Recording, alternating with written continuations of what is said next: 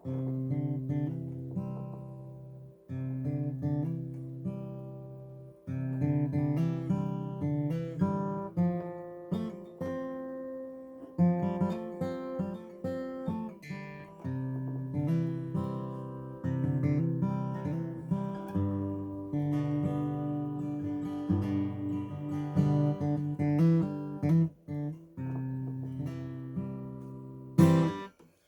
YouTube world, Ed Kirkpatrick here. Thanks for dropping in. Oh man, I'm about to hit 1,000 subscribers. Can't believe it. Just doing what I like to do. Anyhow, I hope I make you laugh. Hope I make you think a little bit. I hope you enjoyed stories along the way and walk with Jesus while you do it. But anyhow, tonight's story is about pigeons and skunks. Yeah. Now, a lot of y'all know. Before I get started, I'm working on the lighting. I got microphones ordered, and then lost, and reordered, and then lost again. And I just ordered straight from DJI. Anyway, I'll have mics, and we'll get all this audio stuff and everything. More, you ain't got to turn your volume up and down. Because when I play music, some say it's too loud, and then they can't hear me talk, so I don't know. Anyhow, a lot of y'all know I've been a professional trapper almost 20 years. Now I push paper at a pest control company. But anyhow, way back yonder, I can't remember exactly when it was, probably 10, 12 years ago, got a call from a feller. He bought the old theater building that was downtown. It was a campus theater. Been there since Moby Dick was a minute. I mean, it's been there a long time. That's where I went and saw my Saturday matinees for a quarter, Yeah. And it had closed. They'd opened up a new fancy theater on the north side of town. That's everything moved to the north side of town. That happens a lot if you look at towns. Anyhow, got a call. He said, I got pigeons getting in the building. I got to do something about it. So I hadn't never done anything with pigeons other than putting some sticky stuff, where they land. You put this sticky stuff up there called sticky foot. They land on it. They don't like it, so they don't land on it again. Or you can put them spikes. Yeah, we had a Kmart here. I put spikes all across the Kmart sign in the front because the pigeons had done built a nest up there, and everybody walking in and out of the building was getting pooped on. Yeah, that was a pretty good job. That charge Kmart about $5,000 for that job. Took 3 months to get my money, but I did get my money. But anyhow, so this was a different situation. This wasn't just pigeons roosting. These pigeons getting in a building. Well, you think, that's Bud. If you hear him over there, he's snoring. He goes to bed earlier than I do. Anyhow, so I did a little research and this and that, and I found out about this company in Tulsa, Oklahoma. It was making this new project they had discovered when they were coating seeds for regermination. A lot of times you buy these seeds, they got these coatings on them. Yeah, help them germinate, inoculates, that type of thing. Anyhow, so I reached out to them. They had this pigeon repellent feed. Yeah. I reached out to them. Yeah, they talked to me about it. Said, now you just can't anybody buy this stuff. You have to have special license by your state, you know. And I said, I got it. Got every license you can get. Give them the right number. Yep, okay, you're good. So I ordered a box of this stuff. And it's just corn. First box I ordered was whole corn. Then I found out later you can get it chipped up. But ordered whole corn.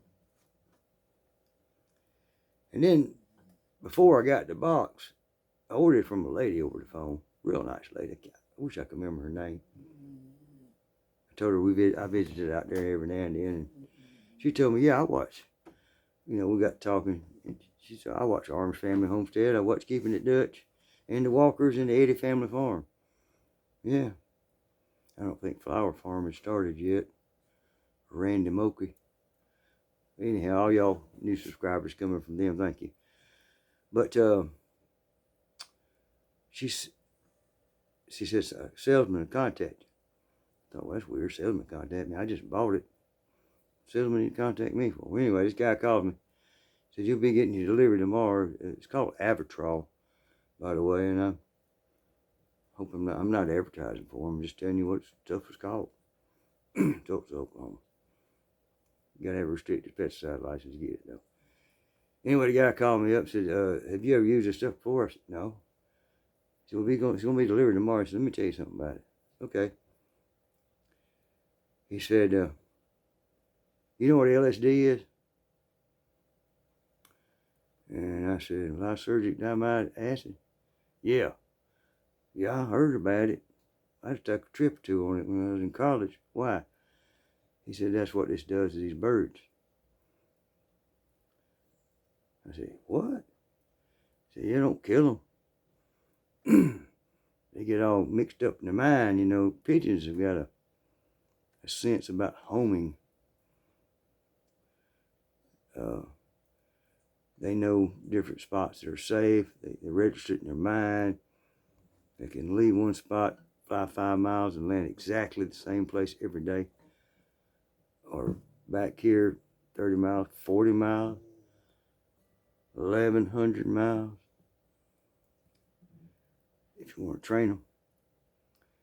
And he said, but this stuff messes up their mind. They get all discombobulated. And they freak out. They won't come back to the same spot. So, she said, so be careful with it. Where are you going to use this stuff? I said, well, we'll use it in downtown Millersville, Georgia. He said, oh boy, this ain't some industrial site enough. No, it's downtown Millersville.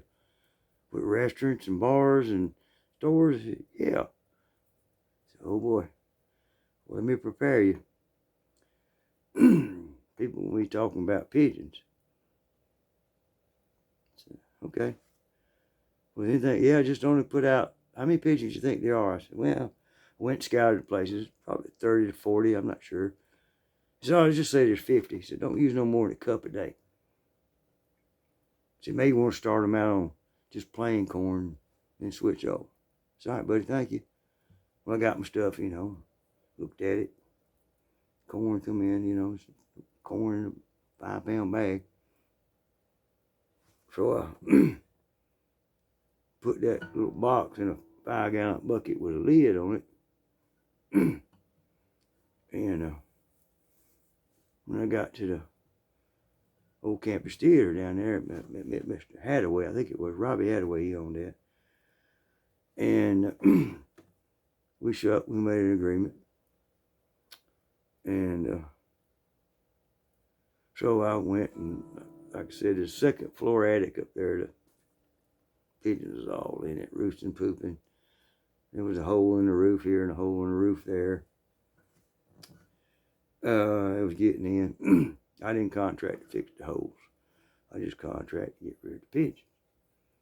So the man could come behind me and fix the holes. So, walked in there, they all flew out, you know, and I got in that attic. It was hot, boy. It was hotter than a firecracker in July. And when I got in that attic, they all flew out. I saw where they was flying out, and then I kind of pulled up a chair. That's what you got to do if you're going to If you're going to interact with nature, you need to stop, interact with nature. So I kind of pulled up a chair there, you know, parked my butt on a rafter is what I did. Kicked back a minute, they started coming back in, you know. They look over at me and they realized I wasn't any harm. So I sat there about an hour or two, and just before I left, I put a little bit of corn on that rafter I was sitting on. You know, a little strip, 2-inch rafter with about a, I don't know, 12-inch line of corn on the rafter. And left.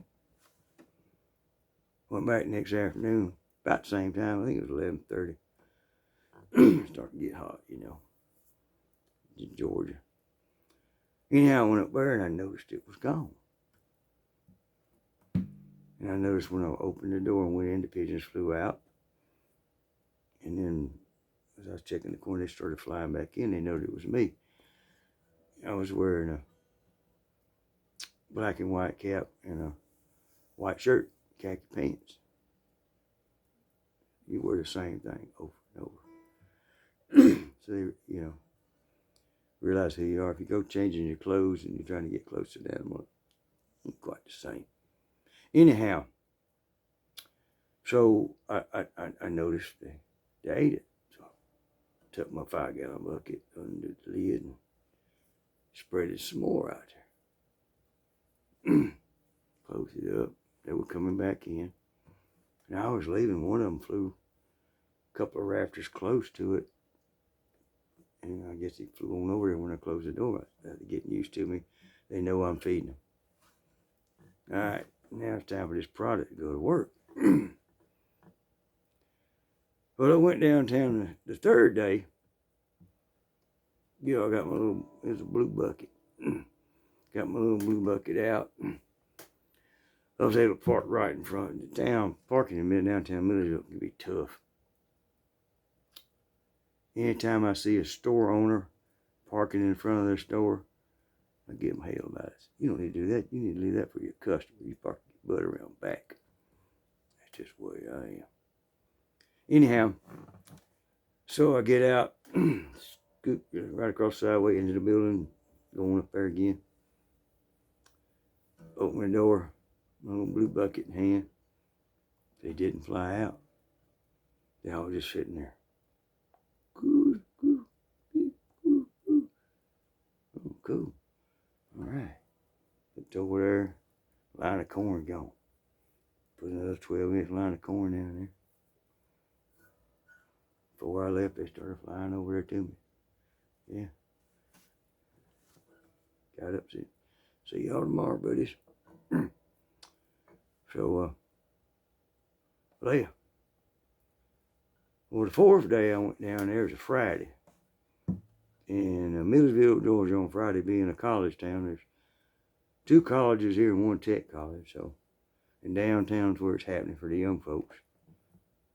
And so, I couldn't find a spot close, so I had to park about 2 blocks away. I got my 5-gallon bucket out.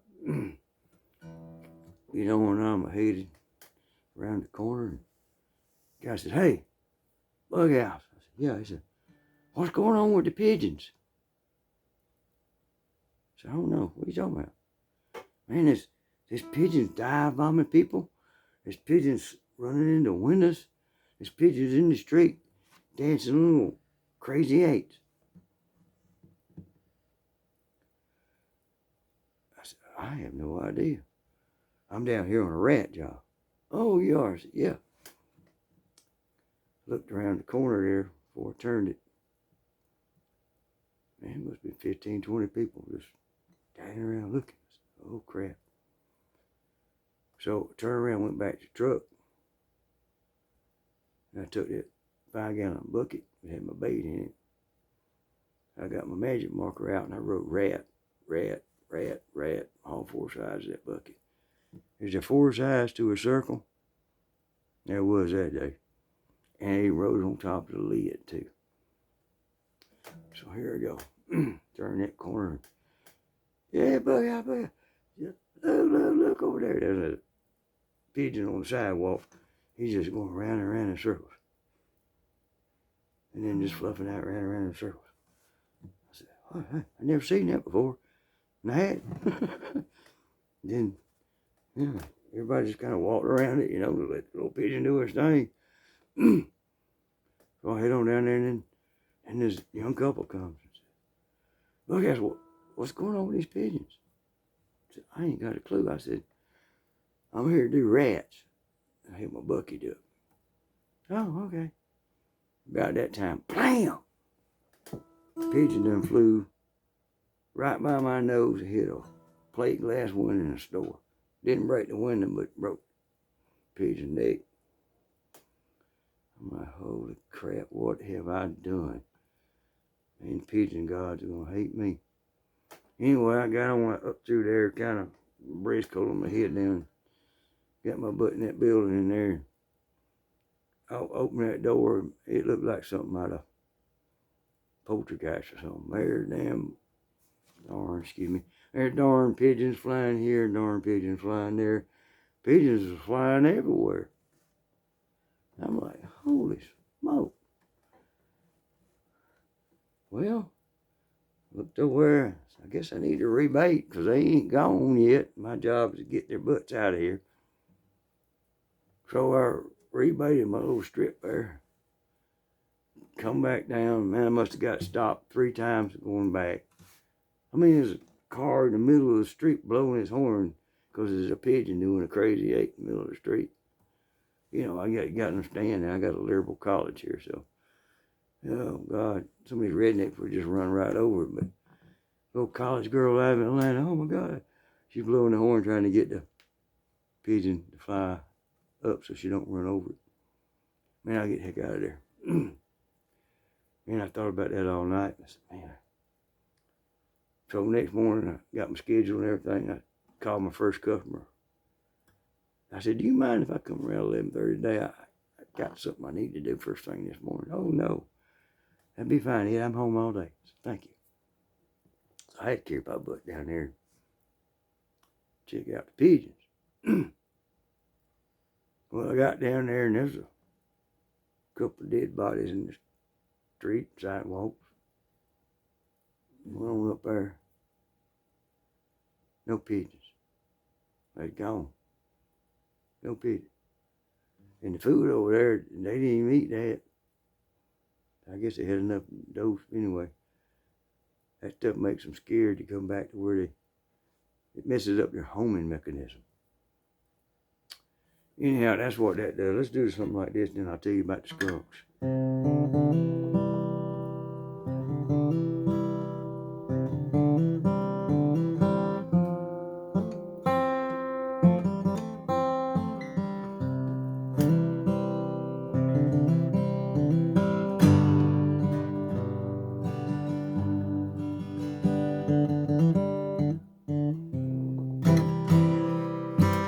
Anyway, old Randall Hathaway, he's on that campus theater.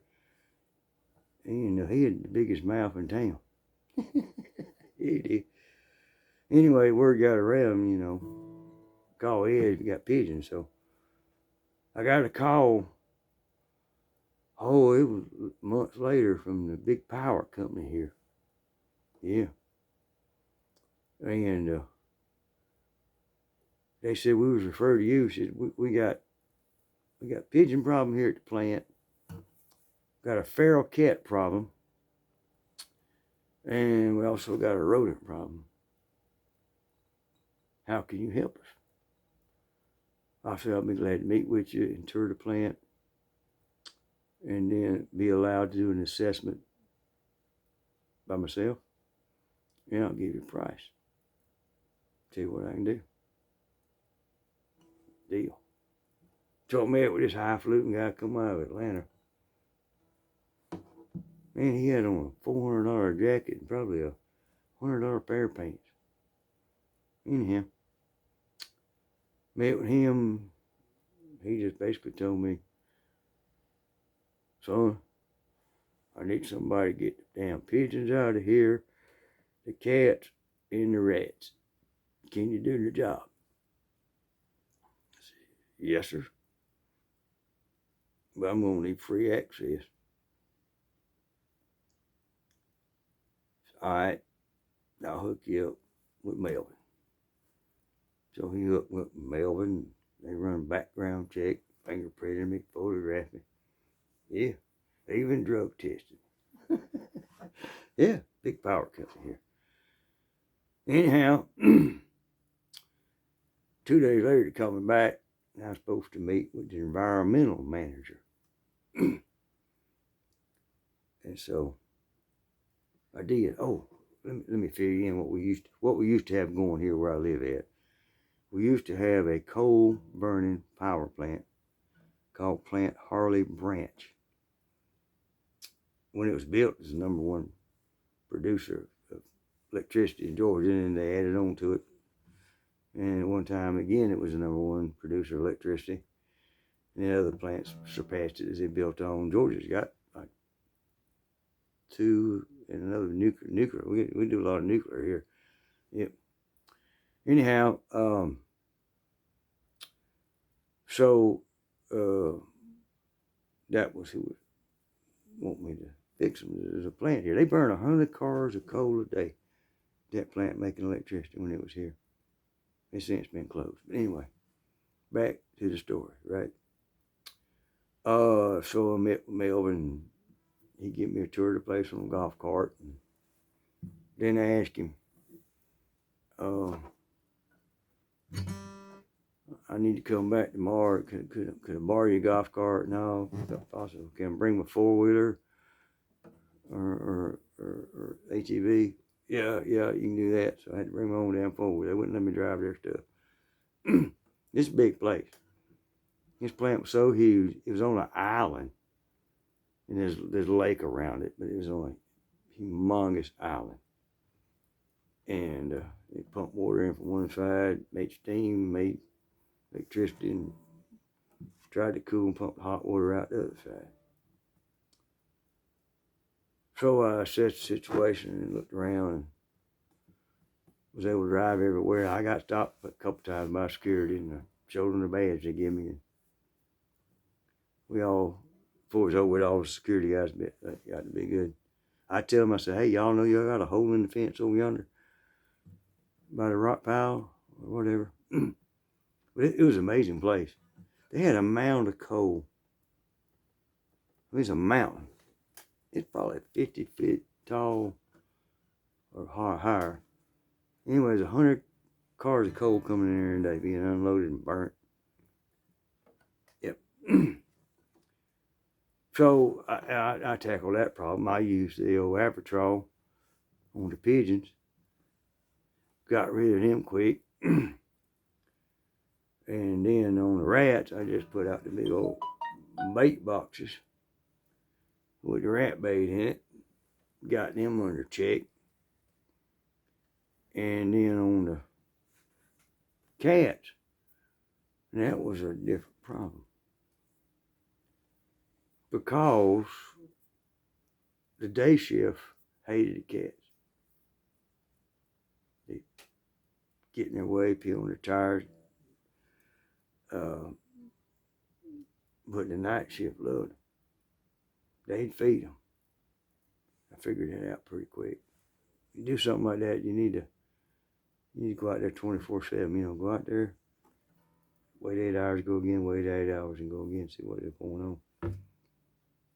Anyhow, and all them boys, big union boys, so most of them wasn't from around here. They come out here and work 2 or 3 months at a time, be gone. Boilermakers, International Brotherhood of Electricians, them guys. They cool guys, but they's feeding these cats at night.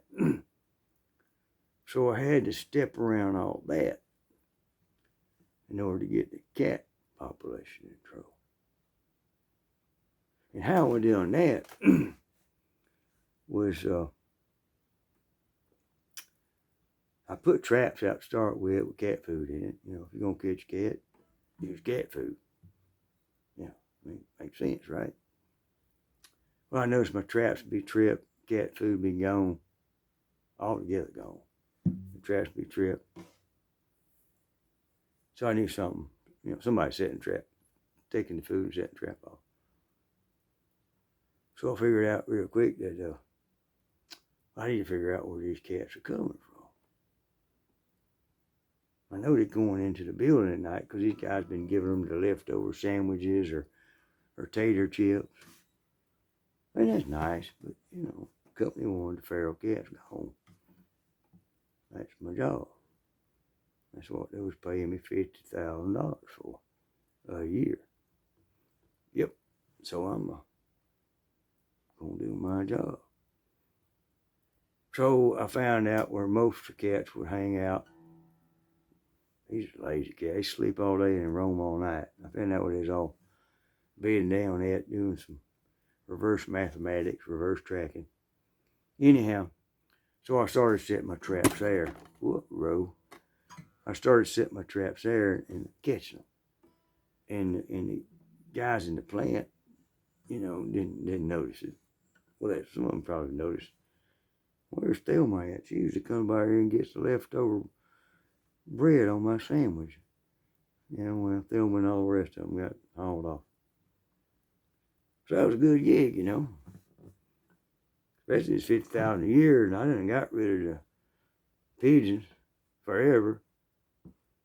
And the rat thing was just keeping them boxes baited. And the cat thing was just doing a little follow-up at their dens and what have you. And that big fella out of Atlanta called me, the one that had the $400 jacket and the $100 pants. Called me and said, I was looking at our contract here. He said, we got a problem with skunks. I need to take care of it. And I said, all right, but I don't remember our contracts covering skunks. Well, that's what I was looking at the contract. That's why I called you, to make sure. You called me because you want to get rid of skunks, but you were trying to get me on the cheap. I know. But anyway, I said, yeah, I'm familiar with the contract. It's just pigeons, feral cats, and rats. But skunks, now that's a whole nother ball game. Well, just go ahead and handle it. And I said, well, who do I need to contact? Contact Melvin. So, all right, I said, he said, just contact Melvin, do what you got to do, and then send it on through. I'll approve it. All right.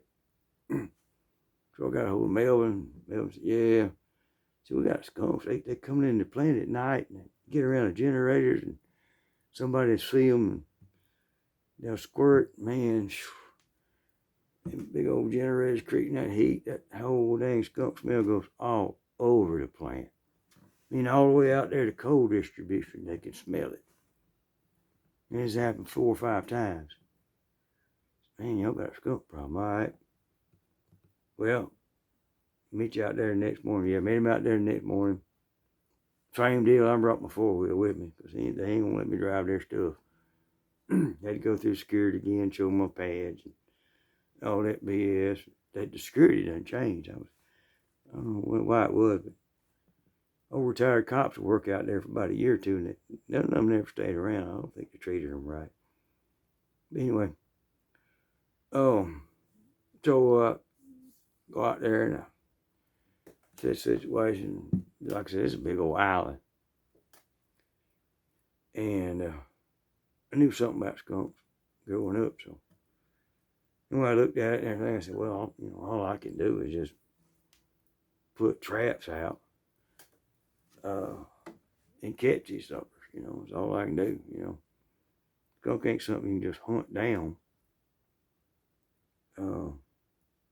When it throws its fin out, you and the dog both can't smell nothing but that. They just walk on off. Anyhow,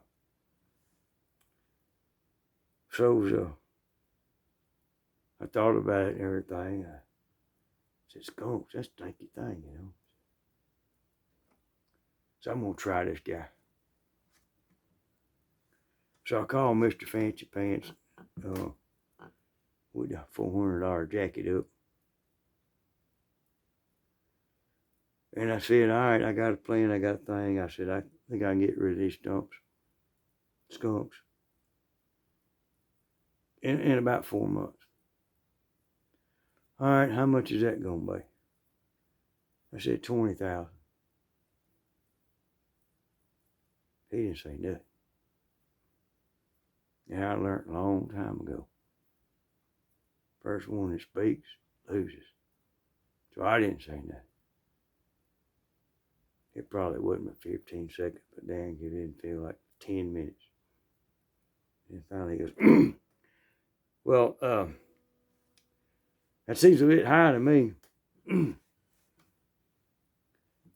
I said, have you ever smelt a skunk? Do you know the diseases they carry? This is a hazmat job, if there ever was one. Now, if you don't want me to do it, no. Okay, here's your PO 5064. Do it.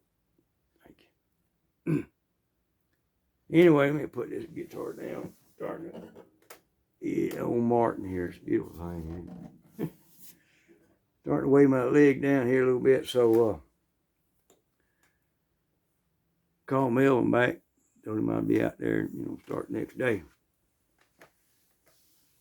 So I didn't have about 3 of them, cage traps, like catch a raccoon or possum in. So I had to go to the store and buy some, and I buy the best when I buy them. You don't get the best at Tractor Supply. I hate to say that, but you get something that'll work.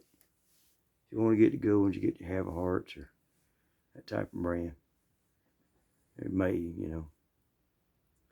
and they made in China, but they are made in Korea. Anyway, but anyhow, so the way I figured out how to catch skunks is take one of them traps. Now, I'm going to tell y'all something here. I guarantee you this will work, because I've done it hundreds of times. I come up with this myself after studying the skunk on the internet and YouTube. Anyway, you take a head of cabbage, you cut it in half. Now you got half a piece of cabbage. You holler it out in the middle, and then you cut the bottom flat. Let me show you a little picture here. Like that.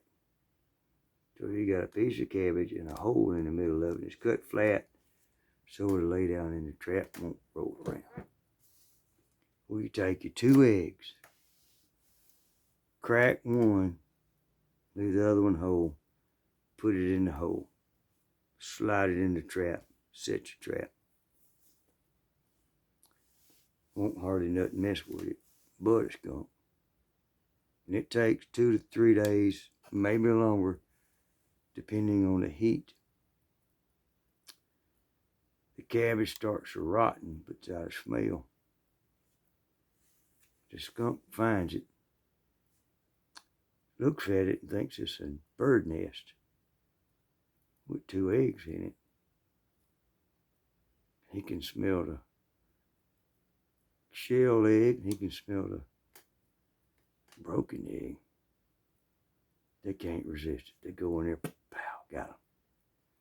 Anyway, so I go out there and I set my traps. I think I had 12 that I put out. And it, like I said, it was 3 days later, I caught one. All right. 4 days later, I caught 2. All right. And that's about the 4th day when I learned about handling skunks. Yeah. Now, I was taught you catch a skunk in a live trap. What you do is you get a painter's tarp, one of them cloth duck tarps, the painters use, because they couldn't thick cotton. You hold it up,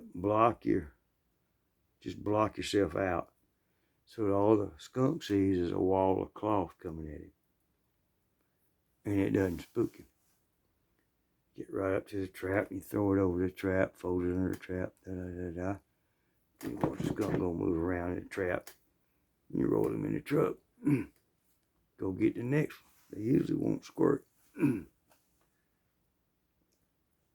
So I done that. The second day I done it. And now doing it second time on the second skunk on the second day. And I didn't quite get it around there, and that son of a gun got peed and saw me and let me have it. Man, got all over the side of my leg here. Old bare arms. He had a little skunk encounter a while back. Anyhow, oh God. And every time I go in and out this plant, security would check my truck, you know. Got a skunk in there and look, make sure he ain't stealing nothing. I don't know what folks. Anyway, that day I pulled up. Guy come out there and, yeah, how'd he go to that? I got two skunks, but one of them squirted me. He said, yeah, he opened my back door. I said, God, whew. He just backed up sideways. And yeah, you can go.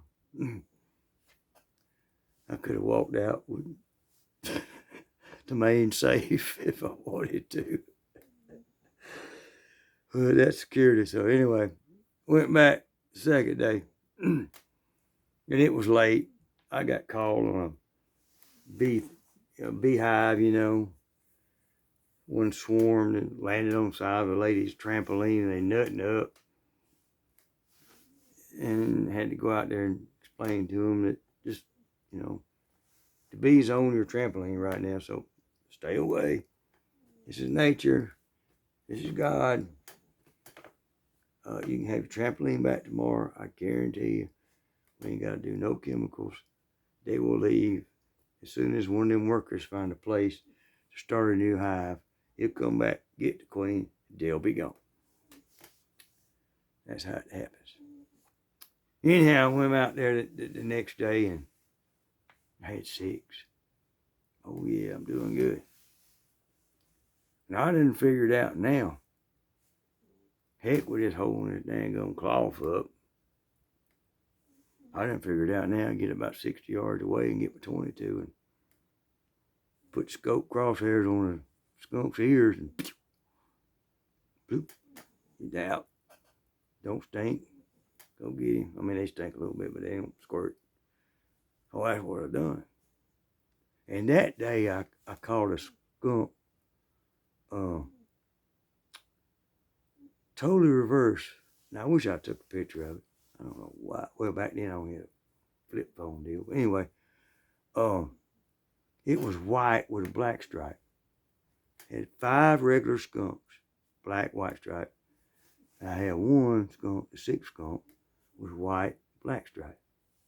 It was late in the day. Doggone. Hang on. Oh, I'm sorry, I had a phone call.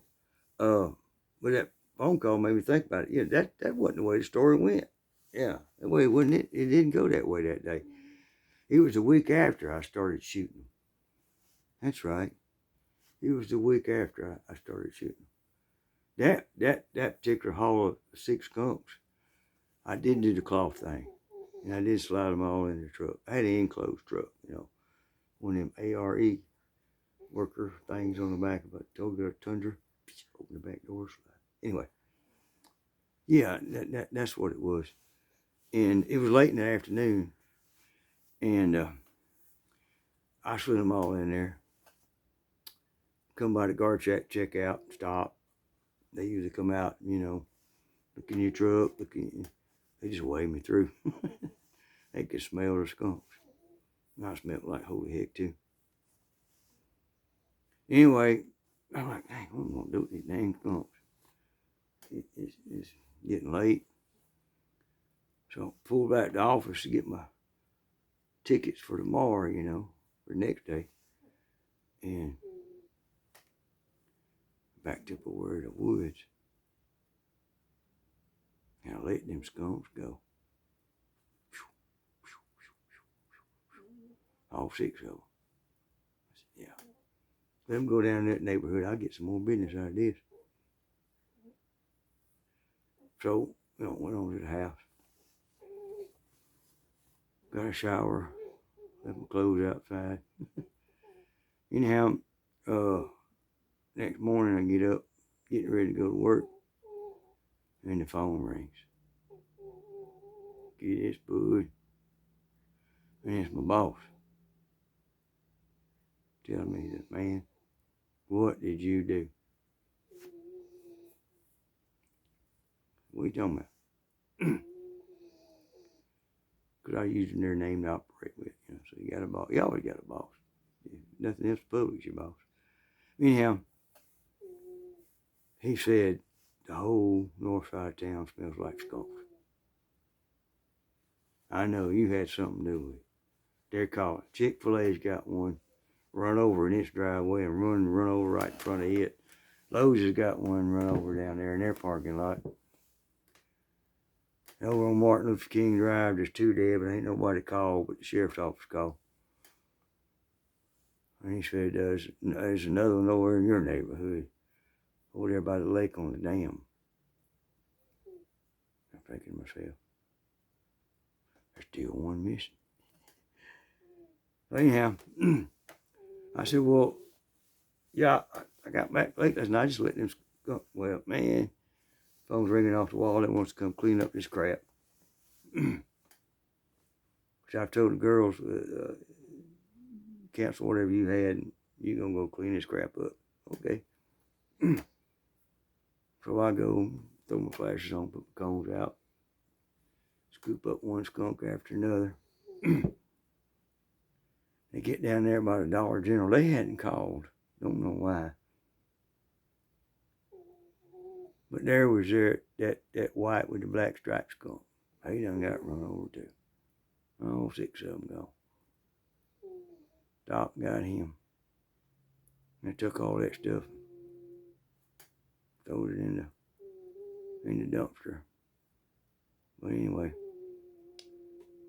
yeah, don't turn a skunk loose in the neighborhood. It ain't safe. Man, it smelled for 2 days. Chick-fil-A here is usually backed up. You pull up, I mean, they're running 2 and 3 lanes of cars through there. People out there taking orders as you drive up. I mean, it's really, there wasn't hardly nobody there for about a day and a half. Man, I hurt their business, didn't I? Anyway, thanks for stopping by. This video's a little long. Thanks for all the new subscribers. I decided to just tell 2 stories in one tonight because, yeah, might as well, hadn't you? Appreciate y'all stopping by. God bless everybody. And, bro.